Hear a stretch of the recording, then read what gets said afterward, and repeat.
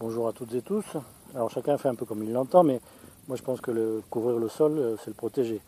Alors chacun le couvre avec ce qu'il a envie, BRF, paille, foin, ce qui à mon sens est le plus équilibré et le plus facile des protections pour le sol, mais il y en a qui mettent des bâches également, vous pouvez mettre tout un tas de choses. Donc moi je mets beaucoup de foin, comme vous pouvez le voir là par exemple sur le côté qui a été gagné sur la forêt vierge, on va dire.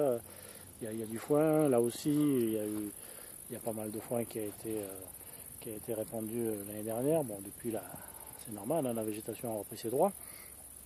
Et donc, mais dans les coffres, c'est assez facile de le gérer différemment, et notamment tout simplement avec les adventices. Les adventices, oui, c'est vrai, ça peut être emmerdant selon les cultures, mais selon les cultures, ça peut être aussi un avantage, ou du moins un allié. Hein. Je ne vois pas ce que toute la potentille qui est là, par exemple, me pose comme problème au milieu des aubergines. Hein. Vous avez pu voir par ailleurs que les aubergines se portent très très bien dans ce coffre. Il y a de la potentille, qu'est-ce qu'il y a? Il y a des choses que je ne connais pas. Hein, voilà. Il y a même du liseron, enfin, des trucs qui sont tortilles là. Bon, moi ça m'est égal, hein. Ça m'est totalement égal. Bon, il y a aussi les petits pois qui viennent s'entortiller autour. Qu'est-ce que ça peut faire? Au contraire, ça me maintient le châssis, le fond du coffre frais. Vous voyez que c'est grignoté, hein, donc, mais ça, bon, c'est un peu les feuilles des tomates. Mais qu'est-ce que ça peut faire qui est tout un tas d'adventices qui viennent coloniser, qui maintiennent le sol frais, qui se débrouillent bien et qui font que moi je n'ai rien à faire. Voilà, donc je vous soumets ça à votre sagacité, à votre réflexion. Je ne vois pas quel est le problème d'avoir des plantes qui poussent au milieu de mes légumes dans la mesure où ça ne fait pas de concurrence à mes légumes. C'est toujours pareil, hein, bien sûr. Si ça faisait de la concurrence, je gérerais. Mais si ça n'en fait pas, je ne vois pas pourquoi moi je vais m'embêter à les supprimer. Hein, voilà, tout ça. Alors sans doute ça pompe un peu d'eau. Bon, j'arrose un poil plus, allez ou peut-être. Mais bon, j'ai pas l'impression que ça manque d'eau ou que ça soit des assoiffés, ces espèces de grandes feuilles là, que ça soit des assoiffés qui me bouffent toute l'eau des aubergines. Donc bon, non, ou des tomates, pas du tout. Là, il y a même une amarante qui pousse. Bon, je la laisserai pas, je verrai, parce que effectivement, il y a une question de hauteur. Il ne faut pas que ça cache la lumière pour les autres, par exemple, ou que bon, il y en ait trop. Mais dans le cas présent, il n'y en a qu'une. Bon, peut-être que je la laisserai. Voilà. Donc, je pense que les adventices peuvent être de très très bons alliés dans certaines conditions et selon les cultures. Hein. On va voir un deuxième exemple où le couvert n'est pas constitué par les adventices ou le foin, mais par les légumes eux-mêmes. Là, vous avez la planche typique où c'est les légumes qui font les adventices. Hein. Alors, pour le dire différemment, ce sont les légumes qui font le couvert. Bon ben voilà, hein. Là, au fond c'est frais, il y a quelques zones dégarnies, mais c'est pas grand-chose.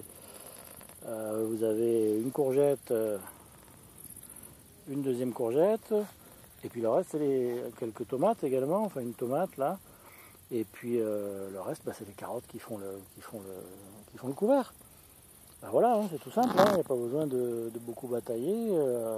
À part au début, si vous voulez mettre un peu de foin, moi je l'avais fait, ça pousse très bien les carottes à travers le foin du moment que la couche n'est pas trop épaisse, bien entendu. Les carottes c'est costaud, hein, c'est sacrément. C'est des sacrées adventices à elles toutes seules, hein, comme la mâche, c'est pareil. Donc bon, là il y a un peu de trèfle. Bon, ma foi, le trèfle c'est bon, hein. Si ma mémoire est bonne, ça apporte de l'azote, non? Enfin bref. Même si les carottes ne sont pas les premières gourmandes. Là, il y a un peu un truc machin qui pousse à côté de la tomate. Bon, du moment qu'il n'y en a pas 36, je les laisse. Hein. Par contre, à côté, oui, à côté, vous voyez, ça se développe bien, là. C'est un papier, mais bon, là, ça ne me gêne pas. Hein. Si la même chose, par exemple, ce paquet, qui est notamment constitué de chicorée sauvage, qui fait des super fleurs bleues, hein, quand même, faut le savoir, mais aussi de trucs qui font des fleurs jaunes, bref, hein.